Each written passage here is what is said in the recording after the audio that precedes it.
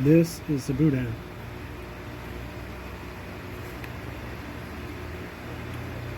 Mmm. Not bad at all. You like sausage, don't you? To a hot skillet, add a little bit of olive oil. Then do your holy trinity. Onions, peppers, of course now you could say pepper, and celery. You know what these things are also good for? From pit barrel cooker.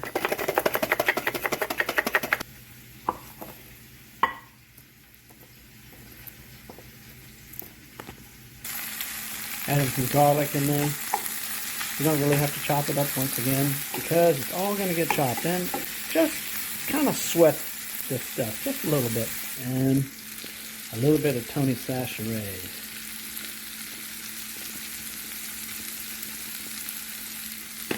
We can add that more later. This is great thing about brisket boudin compared to sausages is it's something you can literally taste as you continue to make it because everything's cooked. I have a few chunks of brisket in here that are just chunks. I'll break down even more when we begin to mix this stuff. So every once in a while I like to boudin with a little bit of chunk of brisket in it. And this rest of this stuff we are going to grind up.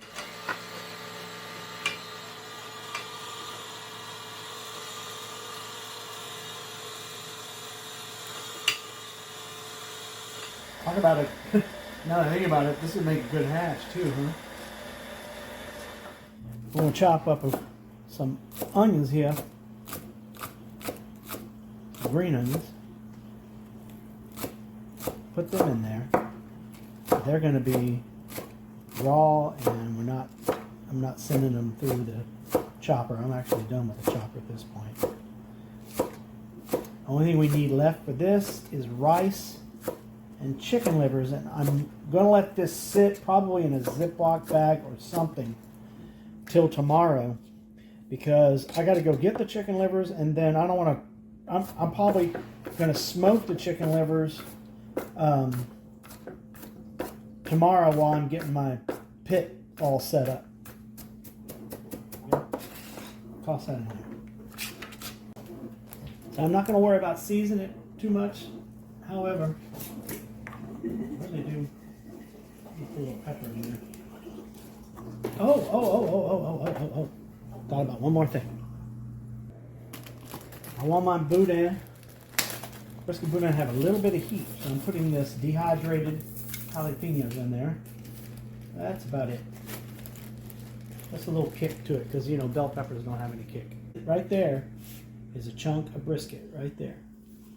So that'd be kind of neat. Fill the bag. You could even do this. I think you could probably even put this in the freezer. What a great way to make plans with those extra chunks of brisket.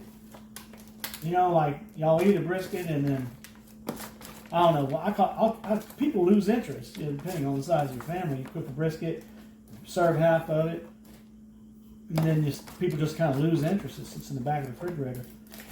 Now that right there would go good in hash right now with some potatoes, shredded potatoes. Okay, so what I did here is I got myself a pole, right? And I cut it, I think this was, I can't remember. Maybe, I think it's 23 inches. I can't, whatever it is, you need to measure it. Anyway, cut it, and then I cut into it like that and like that on each side so it wouldn't roll. This is for that first stage of hanging sausage.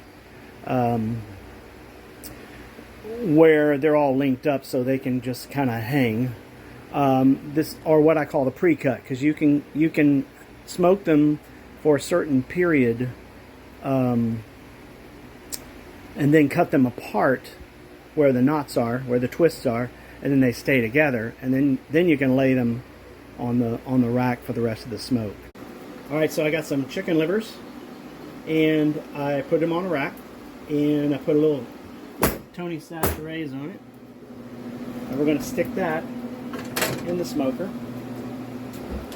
while we're stabilizing everything. Get a little smoke on that for the boudin. I'll show you this. Remember my video about injecting the brisket with the drippings of the other brisket? I had saved this, and right now it's congealed and cold. We we want to stuff these boudin, this brisket boudin, with warm stuff. So it doesn't have to be hot, but just warm. So I'm going to warm this up in the microwave. I'm warming up the brisket stuff in the pouch, brisket meat filling in the pouch, and the vegetables, and the rice. We're going to put it all together, and then I'm going to grind the smoked chicken livers. All right, smoked chicken livers.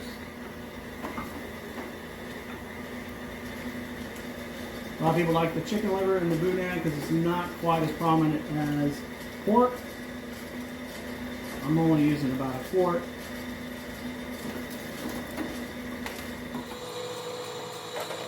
And I'm even getting these little crispies that are in there on my rack. So I put a little rice through here. Maybe a little more. Oh, there it comes.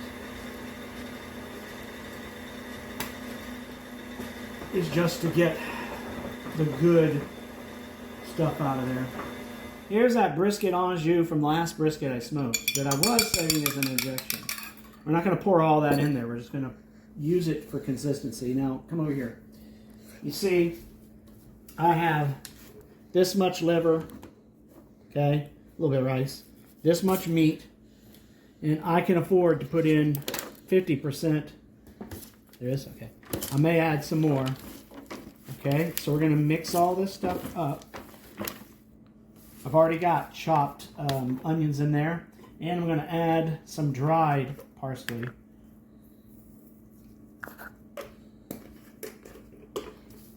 Okay, I can already tell this is falling apart.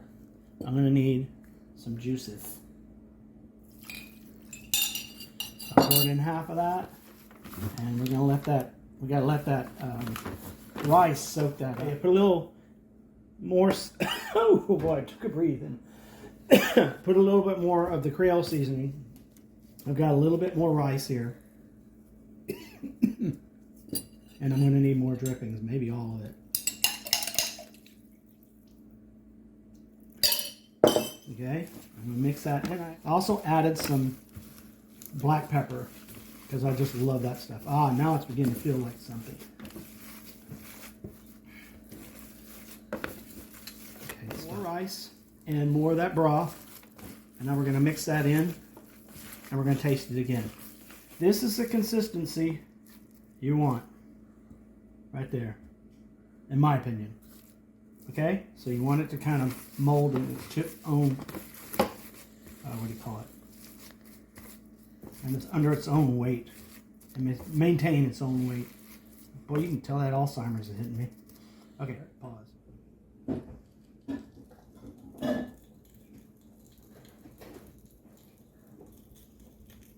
Stop. How many? Count those. What do you call it? No, the spins. Okay. Okay, go.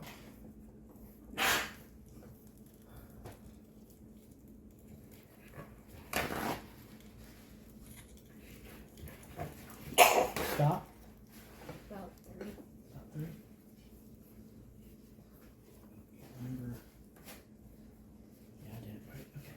Next. So, look here. As I told you, these things condense and they sweat. So that's why we're leaving the cabinet open. Otherwise, they would be just locked in to their